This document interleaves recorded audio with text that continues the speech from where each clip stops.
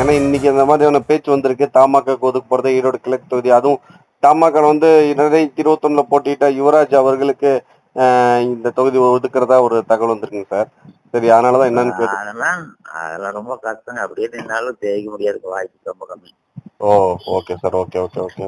கட்சிக்காரன வேலை செய்ய மாட்டானுங்க. கட்சிக்காரன வேலை செய்ய மாட்டாங்க. பெரிய எதிர்பார்ப்பு எடுக்கிறாங்க கட்சிக்காரன் போறான். Okay okay sir. Okay okay.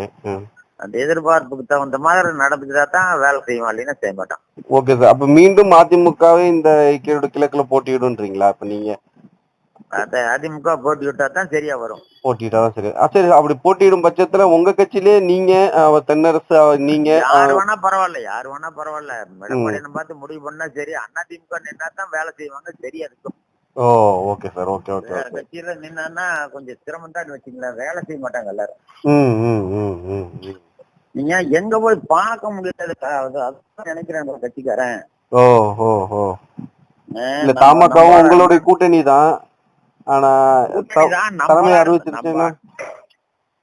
அறிவிச்ச பட்சத்துல நம்ம வேலை செஞ்சுதானே ஆகணும். அப்படி சப்போஸ் நமக்கு வேலை செய்வாங்க. வேலை செய்வாங்க, ஜெயிக்க வைப்பாங்களான்னு சொல்ல முடியாது. Right right. ஓகே. வேலை அப்புறம் செஞ்சுதான் அவன் எதுவும் போறது வர்றது தானே. பையன் வச்சுன்னு கொடுத்தா எனக்கு வேலை செய்யற மாதிரி நல்லா நடிக்காங்க. போய் வேலையை செய்யல, டீம் கார்டு பண்ண வாங்கிட்டான்.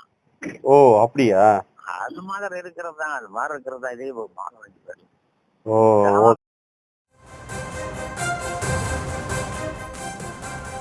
ஈரோடு கிழக்கு தொகுதியை அதிமுக கூட்டணி கட்சிக்கு ஒதுக்கினால் தோல்வி நிச்சயம் என்று அதிமுக முன்னாள் எம்எல்ஏ தென்னரசு தெரிவித்திருக்கிறார்.